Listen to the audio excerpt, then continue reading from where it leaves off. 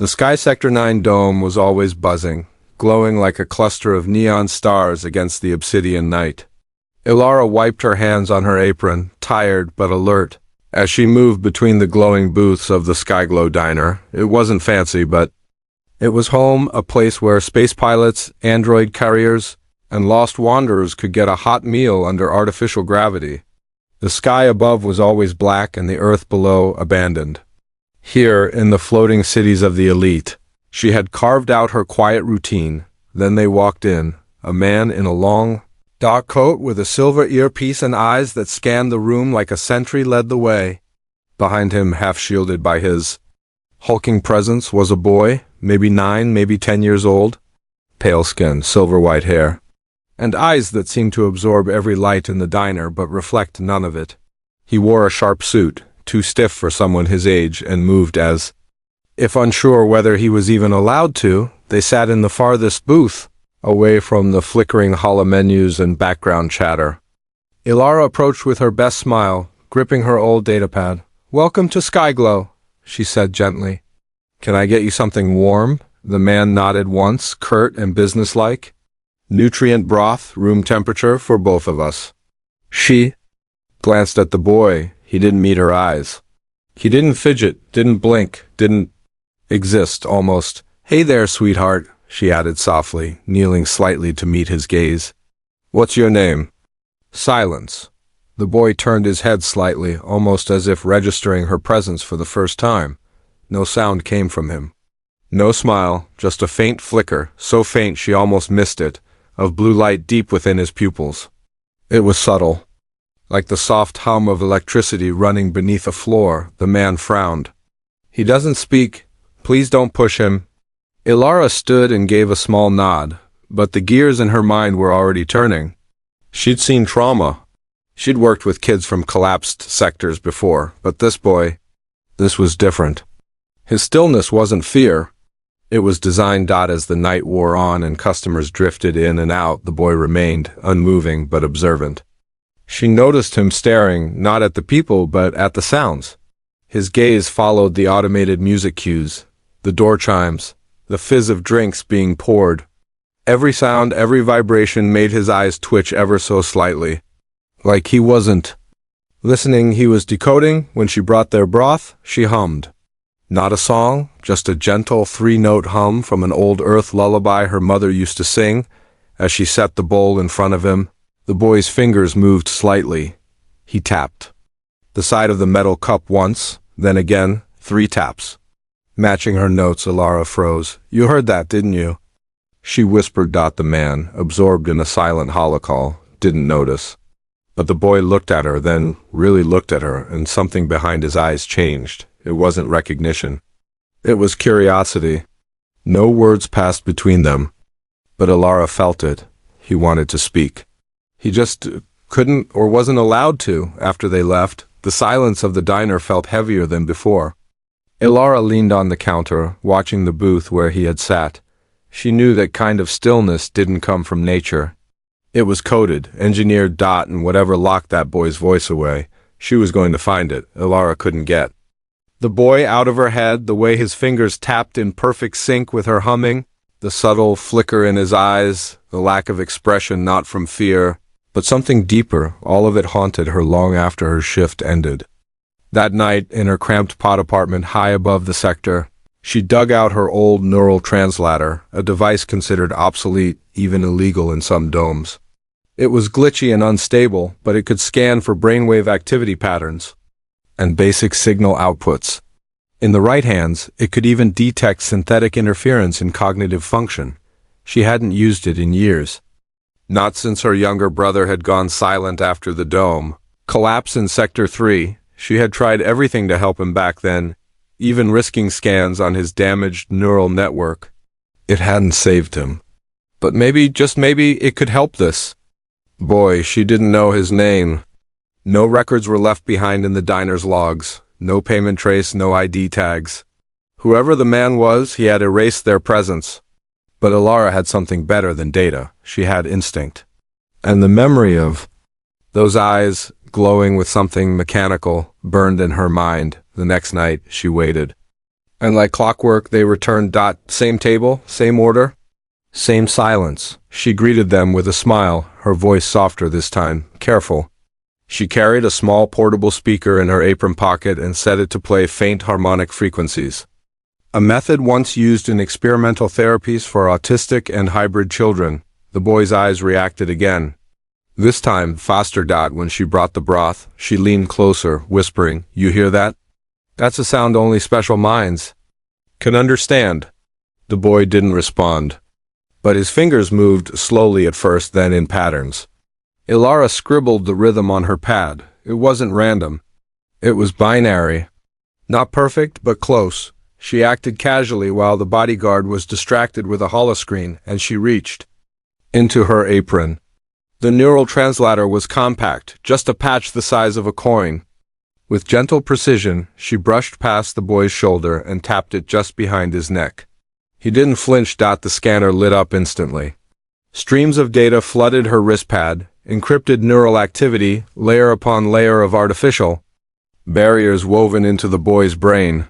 But beneath the coated shell, his thoughts were alive. Not silent, suppressed. She stepped back, heart pounding. Whoever built his mind had fused synthetic encryption with organic thought. It was a prison. A sophisticated cage locking away his ability to express or connect. He wasn't mute. He was muted. The translator flared a warning. Proprietary. Firewalls detected. Origin, Vireon Technologies. Elara's breath caught. Vireon? The most secretive and dangerous biotech empire in the Sky Cities? She'd heard rumors, experiments on human AI hybrids, illegal memory transfers, and even synthetic soul preservation. Most people dismissed them as conspiracy. But this boy was living proof. When the bodyguard stood to leave, the boy lingered for a moment. His eyes met hers again. Then, as if on instinct, he mouthed something, one silent word. Help. No sound, but his lips had formed it perfectly. Elara nearly dropped her pad.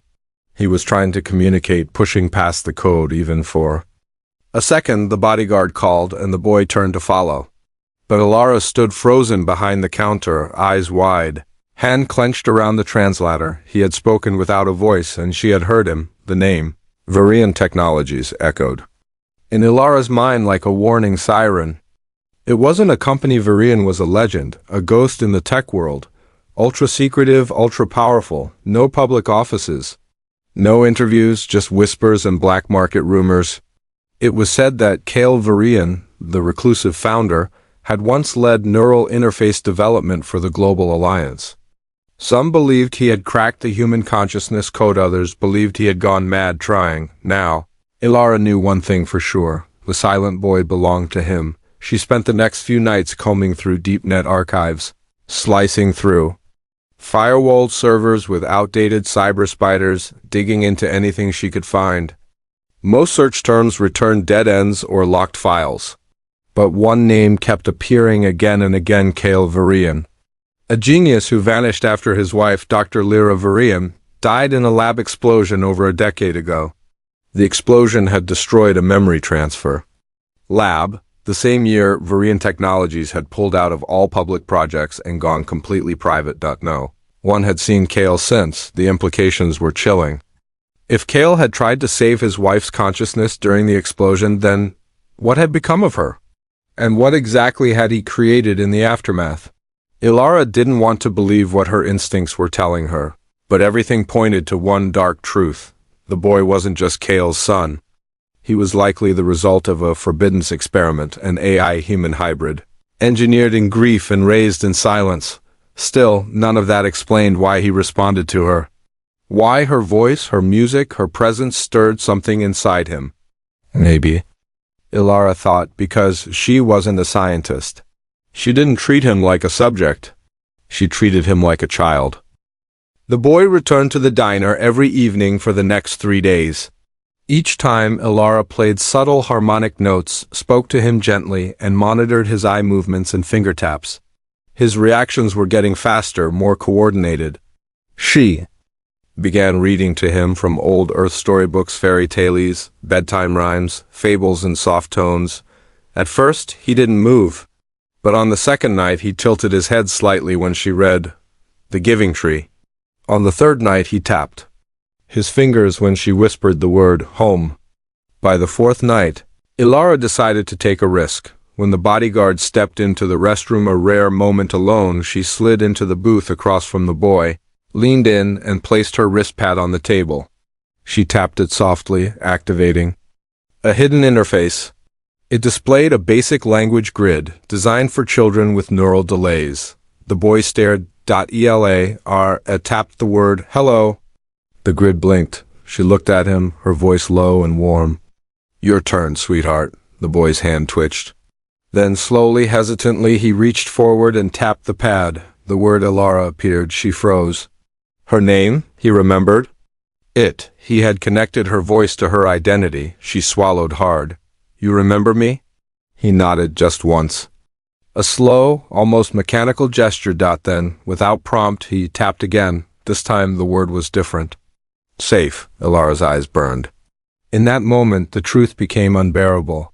This child had been engineered not only to be brilliant, but to be controlled? And yet, despite it all, he was fighting his programming for her voice, her presence, her care. But if she could reach him, so could whoever controlled him. She turned off the pad, slid it back into her pocket, and stood. Just as the bodyguard returned, she smiled politely, nodded, and walked away. But inside, she had made a choice. She wasn't going to let him stay silent any longer.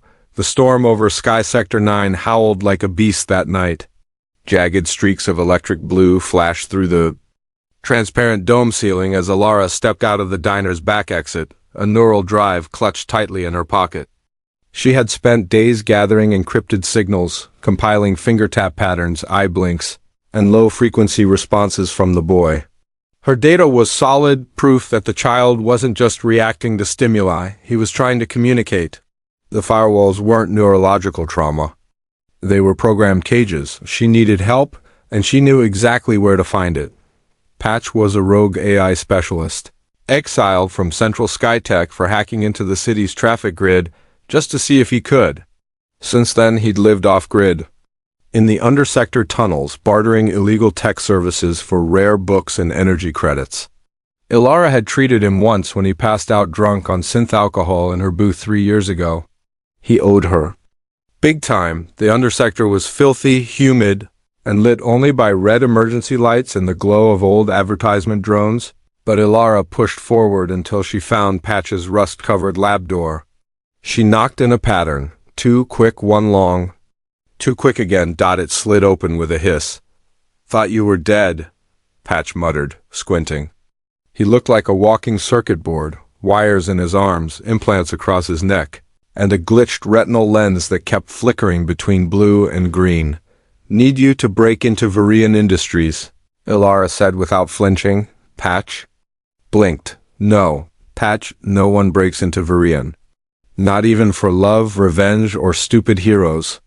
Not unless they want to end up erased from history. She said nothing. Just pulled the drive from her pocket and tossed it. Onto his console, the data opened. His face dropped. He scrolled, scanned, then he leaned in close.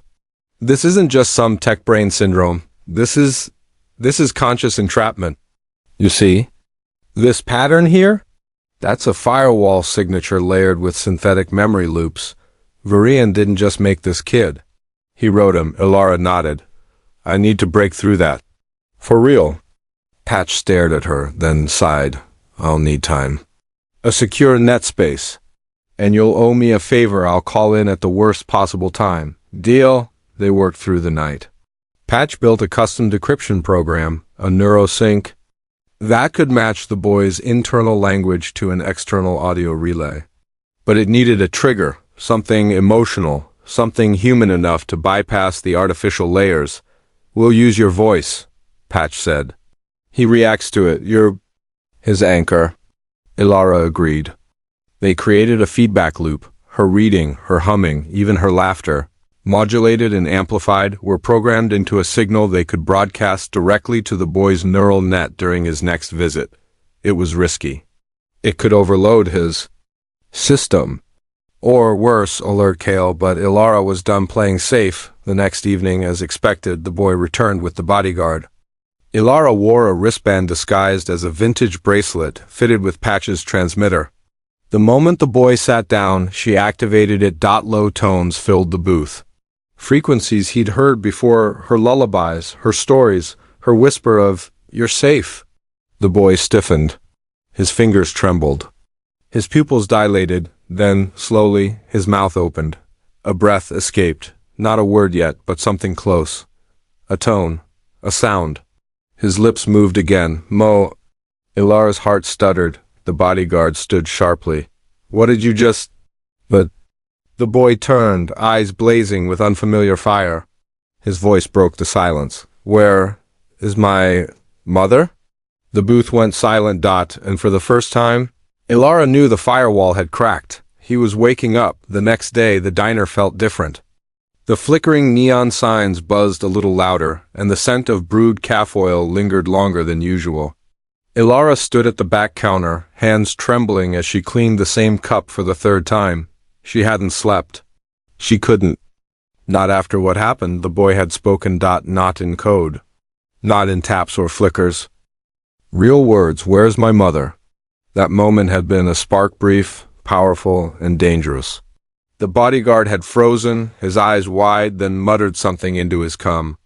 They'd left quickly, the boy glancing back at Elara one last time. It wasn't fear in his eyes. It was understanding. And then he was gone. Now she waited, and dreaded what would come next. By nightfall, the sky over the dome turned an unnatural shade of deep violet. Thunder cracked, not weather, but anti-grav. Engines descending. A transport cruiser landed just beyond the diner's skylane, massive and ominous. A small security force flanked the entrance, dressed in the matte black armor of Vireon private security.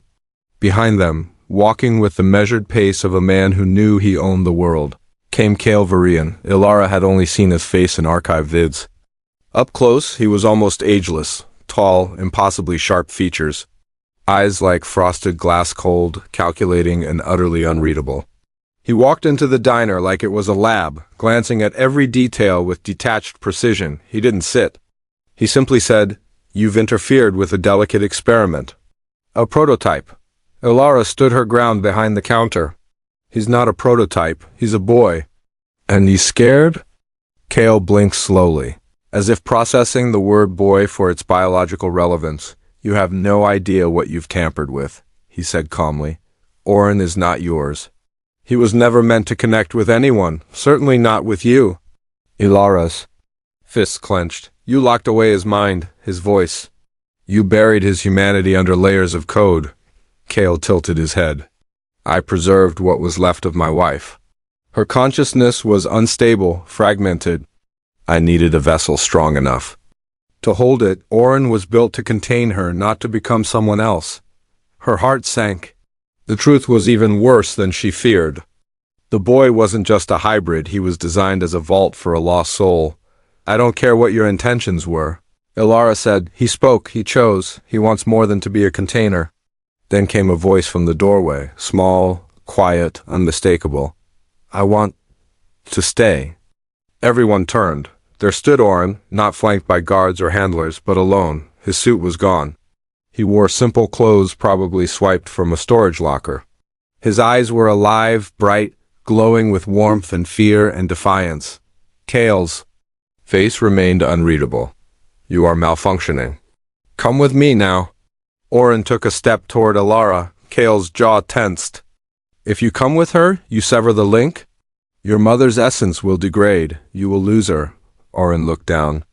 A long silence passed. Then he raised his head. "She's already gone." It wasn't loud, but the words carried weight.